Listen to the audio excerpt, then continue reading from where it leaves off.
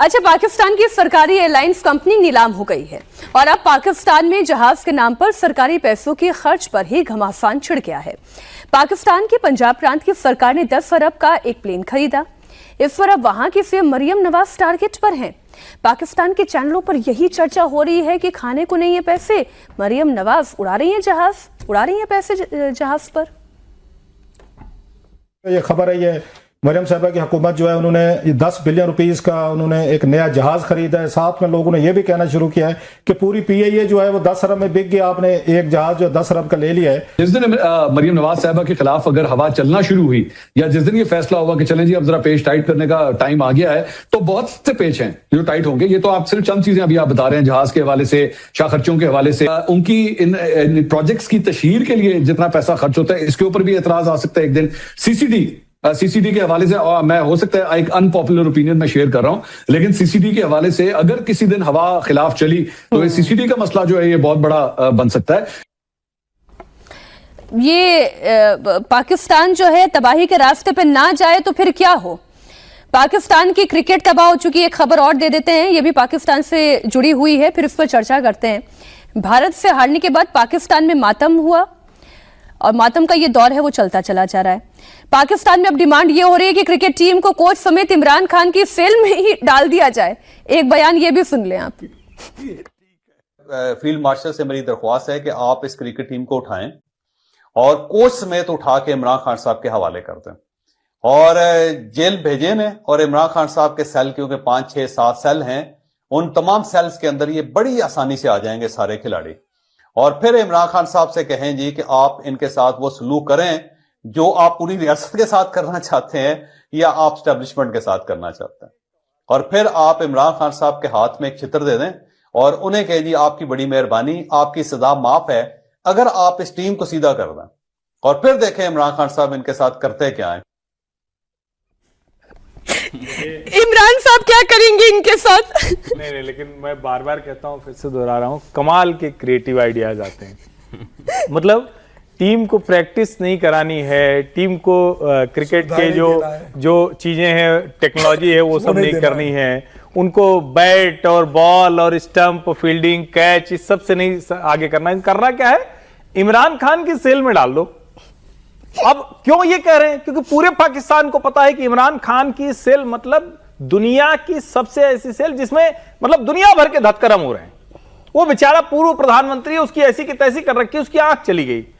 अब बताइए, जिस सेल में पूर्व पीएम की आंख चली गई है, तो ये जो है मतलब पता नहीं वो खिलाड़ी कहे जाते हैं कि नहीं पाकिस्तान में क्रिकेट वाले जो हारते हैं बार बार, तो वो पता नहीं वो जा रहे हैं। लेकिन क्रिएटिव आइडिया है मतलब, लेकिन उससे आगे की क्रिएटिविटी थी। भाई का गुस्सा था मुनीर के ऊपर, उसने कहा और उसके बाद इमरान खान साहब को कह दिया जाए जो रियासत के साथ करना चाहते हो। नहीं, मैं इसकी पिछली वाली खबर पर भी एक रिएक्शन राहुल जी चर्चा कर ले। वो आपने देखा क्या वो नो सिविक सेंस पहले आपको पता या नहीं पता है तो आप कनेक्ट, मेरे दर्शक कनेक्ट कर लेंगे, बड़ा चल रहा है no civic sense. Maryam Nawaz ने वही किया है, नो सिविक सेंस।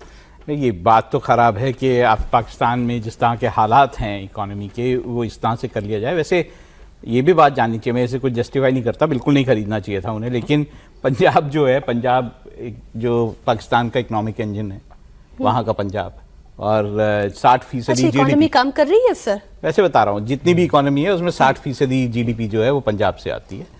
तो मतलब मालदार सूबा है उनका, और वो वहाँ की जो मतलब हेड है, उन्होंने जहाज खरीदा है, वो तो ठीक है। लेकिन पाकिस्तान में ये कोई नई बात नहीं है। जो जितने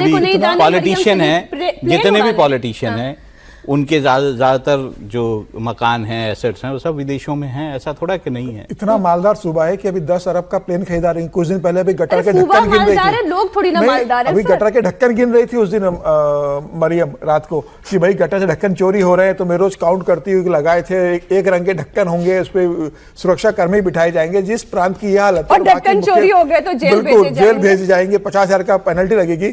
जिस प्रांत की मुख्यमंत्री गटर के ढक्कन गिनती है, उसका हिसाब किताब रखती है, वो अब 10 अरब के प्लेन पर खरीद रहे हैं, एयरलाइंस लेकर आ रहे हैं। एक एयरलाइंस तो बेच दिया, दूसरा एयरलाइंस लेकर आ रही है अपने लिए कि भाई वहां पर मुख्यमंत्री एयरलाइंस के लिए इस्तेमाल करेंगे। तो गजब है पाकिस्तान। नहीं, मुझे देखिए, मरियम के साथ मुझे बहुत बहुत मतलब दुख भी होता है, हंसी इस बात की आ रही है वाकई में, जहाँ गटर के ढक्कन तक गिनने की नौबत आ जाए, वहां पे अगर कोई प्लेन खरीदेगा तो ये तो सवाल उठेंगे। लेकिन मुझे दया पाकिस्तानियों पर आती है रागी जी, मतलब मैं हंसते हुए ये बात कह रही हूँ, लेकिन मुझे दया आ रही है पाकिस्तानियों पर। नहीं, पाकिस्तानियों में मुझे तो नहीं दया आती है।